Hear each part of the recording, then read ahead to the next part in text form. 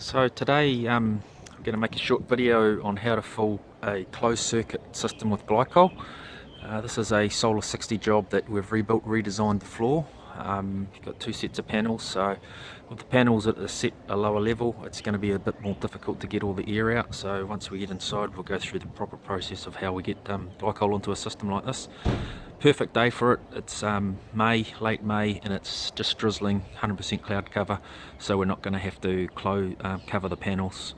If you're trying to do this on a hot sunny day, recommend a piece of old carpet. Carpet's nice and thick, so it'll take the temperature out of the panels pretty quick, and you don't have to muck around if it's windy trying to tie tarpaulin on. Okay, so we're just about to charge the closed circuit solar. So we've installed a charging valve, which is basically a main isolator in between these two flow and returns. So we've got it underneath the pump, so we can turn that valve off and we can turn these two on. And what that's going to do is, this one here is coming from our charging station pump, which is pulling from our reservoir from the T on this side. It's pressurizing the water. It's grunty enough pump to push the air right out through the solar circuit, back through the coil in the tank. It'll come back up through here, can't go back around the circuit, will end up coming back down into the riser tube. So what we're looking for when we crank this up is we're going to end up with a heap of bubbles. So if we just turn that on, so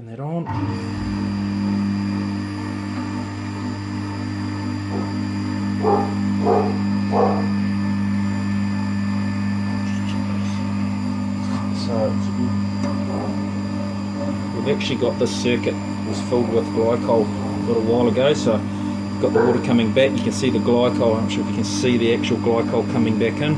If there's any air in the circuit, we're going to get a stream of bubbles, champagne bubbles coming up. At the same time we're doing this, there we go, there's your bubbles coming through now, all the air in the circuit. So we're also keeping an eye on our pressure gauge. So when we're finished, we'll turn off the return to build the pressure we want. But in the meantime, we'll just run that through until those bubbles are gone, which it will actually take 2 or 3 goes. So we'll run it for a few minutes, wait till we've got no bubbles.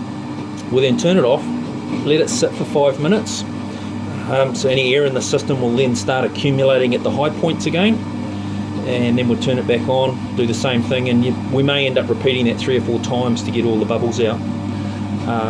Now a trick to see if you've got all the air out, keep an eye on the gauge while you're turning the pump on and off. Once you've isolated it all, and if there's any air in the circuit, when you turn the pump on, the gauge will wobble. So if you've got all the air out, when you turn that pump on and off, that black gauge will be rock solid. So that's one good way of telling if there's any air in any circuit. So here's all your air coming through now, absolute truckload of it. Bearing in mind we've got 2 panels at a lower height, so there's pipes going through the ceiling backwards up down to the next set of panels, so there's going to be a lot of air in the system.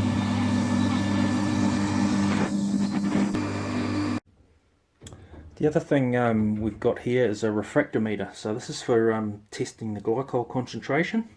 So it's the actual refractometer. Comes with these packets of little tubes. So what we do is we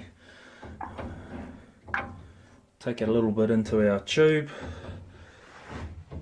put it onto the sight glass. It only needs to be a little bit. Close the glass, look through the eyepiece.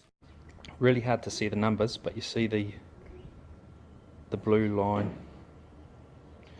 the blue-white line. So when you get the concentration right, that's your level. So on the far right hand side on this particular one is propylene glycol. We're right down less than sort of 5% concentration, so right at the bottom. But as the concentration goes up, the blue-white partition line will move up, indicating your correct concentration of glycol. So just finally, while we're purging the last little bit of air out, we seem to have got it all. Looking at setting the pressure in the system. Now if you have a look at your expansion tank label, difficult to see, but we've got a pre-charge of 1.5 bar. So your system pressure, cold pressure, is 0.2 of a bar above your pre-charge. So there we got 1.5, so we set the red line at 1.7, 2.2 above. At the moment we're pretty much sweet where we've got the gauge at the moment, but if we wanted to increase that, if the resistance in the system was not as high as what we've got in this system, we can just close off the return to our charging station, and we can set the pressure, you know, just by changing that to wherever we want it.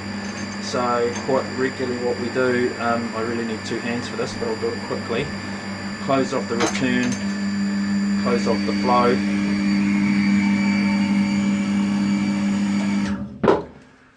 and we set a little bit too high, so we can, because we're cold at the moment, so we can just bleed off a little bit of pressure back into our charging station, bring it back to the gauge a little bit, bearing in mind that there's a bit of air will still come out of the fluid, so in a few weeks time there's going to be air in the automatic air bleed valves, so we always leave it a little bit over what we want.